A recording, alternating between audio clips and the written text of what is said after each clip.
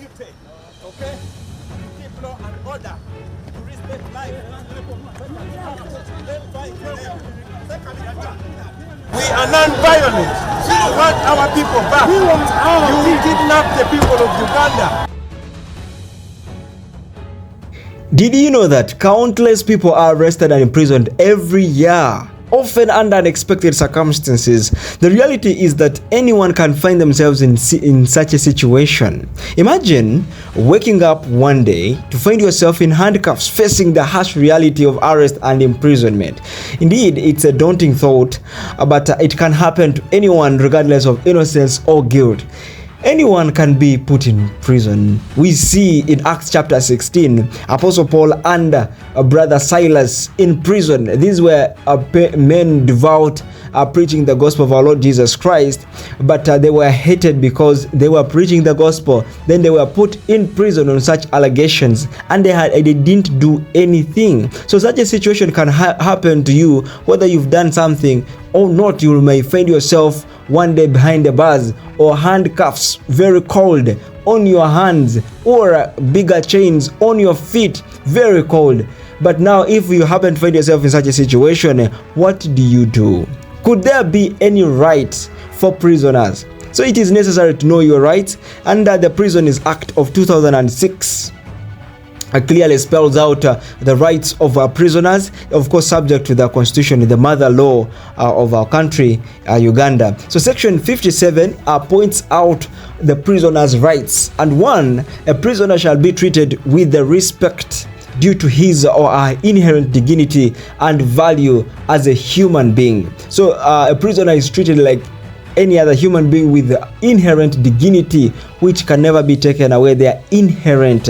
And also we find that in the Bible, when Apostle Paul and Silas were arrested, and in Acts chapter 16 verse 23, we find that the magistrate told the jailer, charging the jailer or that prisoner officer in charge of keeping those prisoners, to keep them safely, because they have inherent rights, that dignity, that as that value as any other human being. So that one should be taken note of as one of the grand and fundamental rights of prisoners. Number two, we find that they also have a freedom of worship.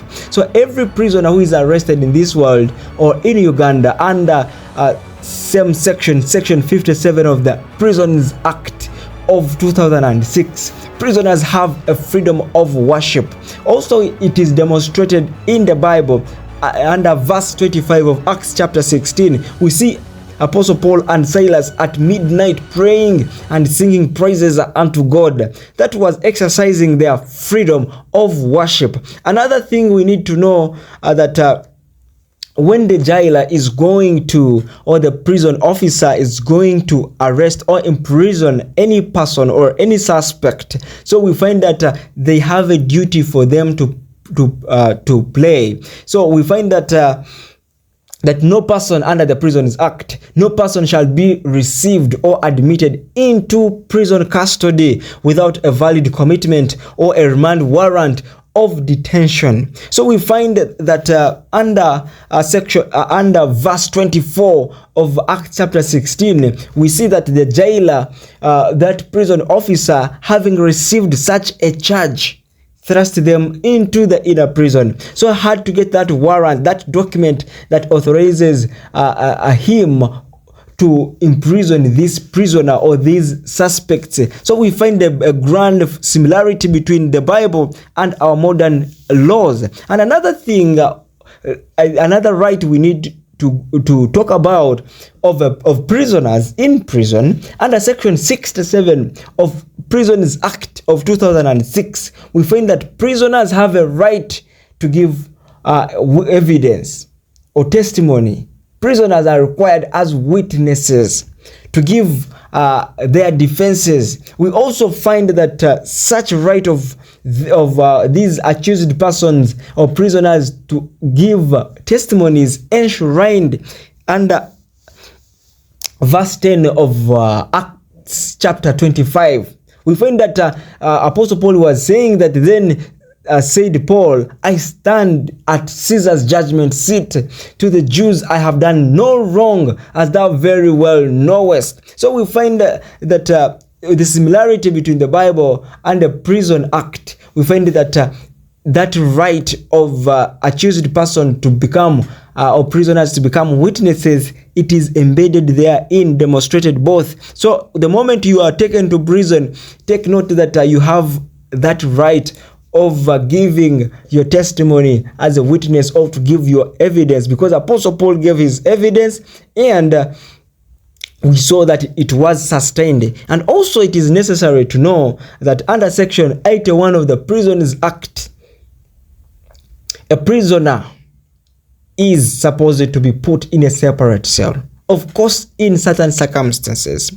Now, where the officer in charge considers it necessary to secure or restrain a prisoner who has demonstrated or displayed elements of threatening violence or any misconduct, or maybe is in a certain situation that needs urgent attention, that prisoner will be restrained in a separate cell.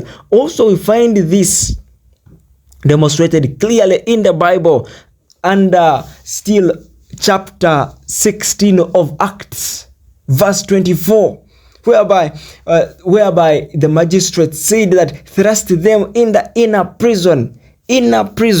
So that was a separate cell, because Paul and Silas, these were unique prisoners that they deemed to have disclosed or demonstrated a tumult, or maybe people were disturbed by their preaching, and it was the truth. So we find that they were placed in the inner prison. So the prisoner officers, or the officers in charge of the prison, have that duty to put special or unique prisoners in separate cells. And another thing, much as people are put in prison, there is always a time for release if the situation demands. Under section 83 of the Prisons Act provides for the release of prisoners on full remission. Imagine they have already they are free, or they have already justified their causes. They should be let free and go home. We find that under subsection 1 of section 83 of the Prisons Act,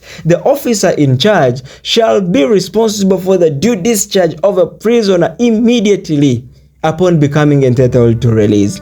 This was also demonstrated in the Bible. Acts chapter 16, again, from verse 39 to verse 40, we find that the Bible is saying that we the sergeants came and brought them out and desired them to depart out of the city, and they went out of prison because they were found to be innocent.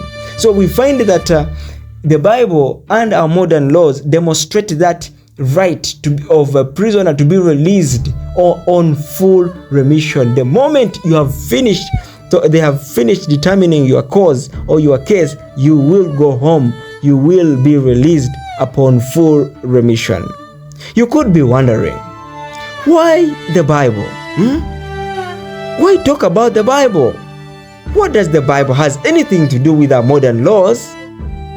You're wondering.